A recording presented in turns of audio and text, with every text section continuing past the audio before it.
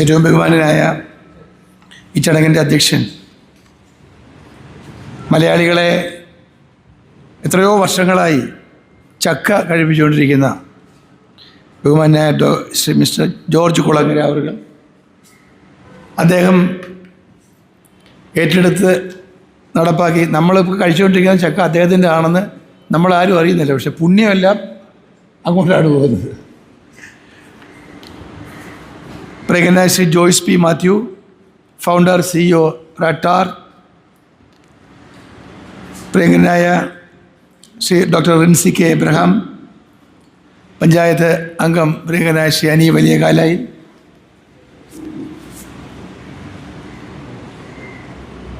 ഇവിടെ സന്നിഹിതരായിട്ടുള്ള ശ്രീമതി സുനി വെള്ളാവൂർ, ബ്ലോക്ക് പഞ്ചായത്ത് അംഗം,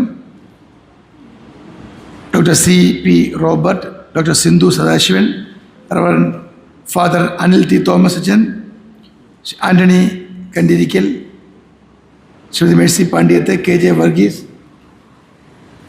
പ്രിയങ്കരനായ നമ്മുടെ എല്ലാ ബഹുമാനായ ഗ്രാമപഞ്ചായത്ത് പ്രസിഡന്റ് ശ്രീ സുരേഷ്, ശ്രീ ജിക്കു ജെയിംസ്, മറ്റ് പ്രിയപ്പെട്ട സഹോദരി സഹോദരന്മാരെ,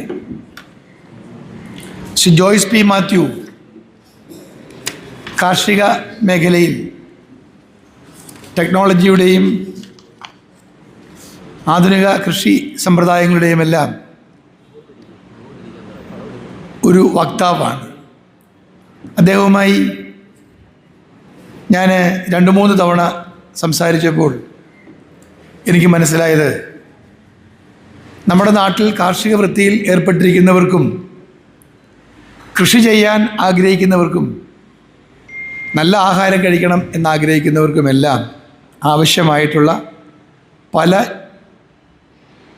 വിദ്യകളും അദ്ദേഹത്തിൻ്റെ പക്കലുണ്ട് എന്നുള്ളതാണ്. അതിനെല്ലാം പ്രാക്ടിക്കലായി നടപ്പാക്കാൻ നമുക്ക് കഴിയുമെങ്കിൽ തീർച്ചയായും നമ്മുടെ ജീവിതത്തിൽ ഇന്ന് നമ്മൾ അനുഭവിക്കുന്ന പല പ്രയാസങ്ങൾക്കും വിരാമമുണ്ടാക്കാൻ നമുക്ക് സാധിക്കുന്നതാണ്. കൃഷി ഒരു അട്രാക്റ്റീവായിട്ടുള്ള, ആകർഷണീയമായിട്ടുള്ളൊരു മേഖലയല്ല ഇന്ന്, പ്രത്യേകിച്ച് റാന്നിയിൽ. കാരണം നമ്മൾ ഒരു വിത്ത് കുഴിച്ചിട്ടാൽ അപ്പം തന്നെ പന്നി വന്ന് അത് കുഴിച്ചെടുത്തുകൊണ്ട് പോകും. പച്ചക്കറി ആയിക്കൊള്ളട്ടെ, മറ്റേത് വിളകളായിക്കൊള്ളട്ടെ, നമ്മുടെ നാട്ടിൽ കൃഷി ചെയ്ത് മുൻപോട്ട് പോകാൻ കഴിയാത്ത വളരെ അപകടകരമായിട്ടുള്ള ഒരു സാഹചര്യമാണ് നിലവിലുള്ളത്. ഇപ്പം കൃഷി എങ്ങനെയാണ് ചെയ്യുന്നത്? എല്ലാവരും കൃഷിക്കാരാകാം. ഇപ്പം നമ്മൾ ഇട്ടിരിക്കുന്ന ഉടുപ്പും മുണ്ടും മാറ്റി ഒരു കൈലിയോ നിക്കറോ എടുത്തിട്ട് പാടത്തേക്ക് ഇറങ്ങിയാൽ നമ്മൾ കൃഷിക്കാരനായി. നമുക്കൊരു വാഴ വിത്ത് കുഴിച്ചു വെക്കാം, ചെടി നടാം, കപ്പ നടാം, പ്ലാവ് നടാം. പക്ഷേ ശാസ്ത്രീയമായി സാങ്കേതിക വിദ്യകൾ ഉപയോഗിച്ചുകൊണ്ട് ആധുനിക കൃഷി സമ്പ്രദായത്തിൻ്റെ പിൻബലത്തോടെ നമ്മുടെ ഭൂമിക്ക് ഇണങ്ങുന്ന, നമ്മുടെ മണ്ണിനിണങ്ങുന്ന ഏത് കൃഷിയാണ് എന്ന് കണ്ടെത്തി ഓരോ മണ്ണിൻ്റെയും അതിൻ്റെ പരിശോധന നടത്തി അതിന് യോജിച്ച കൃഷി ഏതാണെന്ന് കണ്ടെത്തി കൃഷി ചെയ്താൽ ഒരു കർഷകനും കൃഷി നഷ്ടമാണെന്ന് പറയേണ്ടി വരില്ല. അപ്പോൾ അതിന് ശാസ്ത്രീയമായ പഠനങ്ങൾ ധാരാളമുണ്ട്, പഠിച്ച വിദഗ്ധന്മാർ ധാരാളമുണ്ട്. പക്ഷെ അവരുടെ ആരുടെയും സേവനം ഉപയോഗപ്പെടുത്താൻ നമ്മുടെ നാട്ടിൽ ഇതുവരെ ഒരു പരിശ്രമവും നടത്തിയിട്ടില്ല. ആ വാക്വം ഫില്ല് ചെയ്യാനാണ് ശ്രീ ജോയ്സ് ശ്രമിക്കുന്നത്. അദ്ദേഹം പ്രഗത്ഭനായ ഒരു ടെക്നോളജിസ്റ്റാണ്. അദ്ദേഹത്തിൻ്റെ നേതൃത്വത്തിൽ നമുക്ക് റാന്നിയിൽ റാട്ടാർ ഒരു പുതിയ സംരംഭം ആരംഭിച്ചാൽ ആ സംരംഭം നമ്മളെല്ലാവരും കൂടി ചേർന്ന് പിന്തുണയ്ക്കാൻ തീരുമാനിച്ചാൽ അത് അദ്ദേഹത്തിന് വ്യക്തിപരമായി ഒരു നേട്ടമായോ അദ്ദേഹത്തിൻ്റെ കമ്പനിക്കൊരു നേട്ടമായോ മാറുന്നതിനേക്കാൾ ഉപരിയായി നമ്മുടെ നാടിന് ഏറ്റവും ഗുണപരമായ ഒന്നായി അത് മാറും. ഇപ്പോൾ റാന്നിക്ക് ഏത് കൃഷിയാണ് അനുയോജ്യം? റാന്നിയുടെ ഓരോ പ്രദേശത്തെയും മണ്ണ് നമുക്ക് പരിശോധിക്കണം, അവിടുത്തെ ജലം പരിശോധിക്കണം, അനുയോജ്യമായ കൃഷി കണ്ടെത്തണം, കർഷകരെ സംഘടിപ്പിക്കണം, അവർക്കാവശ്യമായ സഹായങ്ങൾ പഞ്ചായത്തുകൾ നൽകണം. MLA എന്നുള്ള നിലയിൽ ഇത്തരം സംരംഭങ്ങൾക്ക് ഏത് സഹായം ചെയ്യണമെന്ന് ആണ് നിങ്ങൾ നിർദ്ദേശിക്കുന്നതെങ്കിൽ നമ്മുടെ പരിമിതിക്കകത്ത് നിന്നുകൊണ്ട് എല്ലാ സഹായങ്ങളും ചെയ്തു തരാൻ ഞാൻ സന്നദ്ധനായിരിക്കും എന്നുകൂടി ഞാൻ നിങ്ങളെ അറിയിക്കുകയാണ്. 40,000 ഏക്കർ കൃഷിഭൂമി തരിശു കിടക്കുന്ന ഒരു നിയോജക മണ്ഡലമാണ് റാന്നി. ഇത് ഒരു പ്രാഥമിക കണക്കെടുപ്പാണ്. ഇതിനേക്കാൾ എത്ര ഇരട്ടിയായിരിക്കും റാന്നിയിൽ കൃഷിഭൂമി തരിച്ചു കിടക്കുന്നത്. ഇപ്പം ഈ ഭൂമിയെല്ലാം തരിച്ചിട്ടിട്ട് ഭൂമിക്ക് വിലയില്ല, ആർക്കും വേണ്ട ഭൂമി. വിദേശത്തൊക്കെ പതിറ്റാണ്ടുകളായി ജീവിക്കുന്ന ആൾക്കാർ പലരും ഇവിടെ കാട് കയറി കിടക്കുന്ന ഭൂമി ആർക്കെങ്കിലും കൊടുക്കാനായി നല്ല ഉദ്യമങ്ങൾ കൊടുക്കാൻ തയ്യാറായിട്ടുള്ള ധാരാളം ആൾക്കാർ നമ്മുടെ നാട്ടിലുണ്ട്. അപ്പം എങ്ങനെ നമ്മുടെ നാടിൻ്റെ ആവശ്യങ്ങൾക്ക് മതിയാകുന്ന വിധത്തിൽ ഉൽപ്പാദനത്തെ വർദ്ധിപ്പിക്കാൻ കഴിയും? അത് നമ്മുടെ കൃഷിഭവനുകളുണ്ട്, നമ്മുടെ നാട്ടിൽ ധാരാളമായിട്ടുണ്ട്. കൃഷിഭവനുകൾ പരമ്പരാഗതമായ ഒരു രീതിയിൽ പോയാൽ പറ്റത്തില്ല. അവർക്കും മാറിയ കാലത്ത് കർഷകരെ സഹായിക്കാൻ അവരും ഫീൽഡിലേക്ക് ഇറങ്ങി വരണം. കൃഷിഭവൻ ഓഫീസിൽ ഇരുന്ന് പ്രവർത്തിച്ചാൽ പോരാ, കൃഷിഭവൻ താഴോട്ടിറങ്ങി വരണം. ഭൂമി കാണണം, വിളകൾ കാണണം, അതിൻ്റെ മുരടിപ്പ് മനസ്സിലാക്കണം, ഏത് രോഗമാണ് പടർന്നു നിൽക്കുന്നത് മനസ്സിലാക്കണം. കർഷകർക്ക് ജൈവവളം ഉപയോഗിച്ച് ഏതെല്ലാം കൃഷി ചെയ്താലാണ് റാന്നിയിൽ അത് ഉപയോഗപ്പെടുക എന്നവരെ പറഞ്ഞ് മനസ്സിലാക്കണം. കീടനാശിനികളുടെ ഉപയോഗം, വളരെ അപകടകരമായ കീടനാശിനികളുടെ ഉപയോഗം കുറച്ച് മറ്റ് സാങ്കേതിക വിദ്യകൾ ഉപയോഗിച്ചുകൊണ്ട് നമുക്ക് എങ്ങനെ അതിനെയെല്ലാം നേരിടാം എന്നതിനെക്കുറിച്ചെല്ലാം കൃഷിഭവൻ. അപ്പോൾ കൃഷിഭവൻ എല്ലാ കൃഷി ഓഫീസർമാരുടെയും ഞാൻ ഒരു മീറ്റിംഗ് വിളിക്കാൻ പോവുകയാണ്. ആ റാന്നിയിൽ ഞാൻ അവരോട് ചോദിക്കാൻ പോകുന്നത്, എന്താണ് റാന്നിക്ക് അനുയോജ്യമായ കൃഷി? നിങ്ങളുടെ അനുഭവം എന്താണ്? കുറേ വർഷങ്ങളായി ഇവിടെ പ്രവർത്തിക്കുന്ന കൃഷി ഓഫീസർമാർക്ക് അത് പറയാൻ കഴിയണം. അപ്പോൾ ഈ സംരംഭം ഏറ്റവും നല്ലൊരു സംരംഭമായിട്ടാണ് പ്രാഥമികമായി ഞാനിതിനെ വിലയിരുത്തിയിട്ടുള്ളത്. ഇതിൻ്റെ പ്രസൻറ്റേഷനൊന്നും ഞാൻ ശരിക്കും കേട്ടില്ല, ജോയ്സ് ഞാൻ മനസ്സിലാക്കിയിട്ടില്ല. കൃഷി വിജ്ഞാൻ കേന്ദ്രയുടെ ആൾക്കാരുണ്ടല്ലോ ഇവിടെ, അതുകൊണ്ട് ഇപ്പോൾ കൃഷി വിജ്ഞാൻ കേന്ദ്രയുടെ കുറേ സഹായം നമുക്ക് റാന്നിക്ക് വേണം. നമുക്ക് കുറേ കാര്യങ്ങൾ ചെയ്യണം. ഇവിടെ നമുക്ക് അങ്ങോട്ട് ഇറങ്ങി ചെല്ലണം, ആൾക്കാരിലേക്ക് ഇറങ്ങി ചെല്ലണം. താല്പര്യമില്ലാത്തവരെ കൂടി താല്പര്യമുള്ളവരാക്കി മാറ്റണം.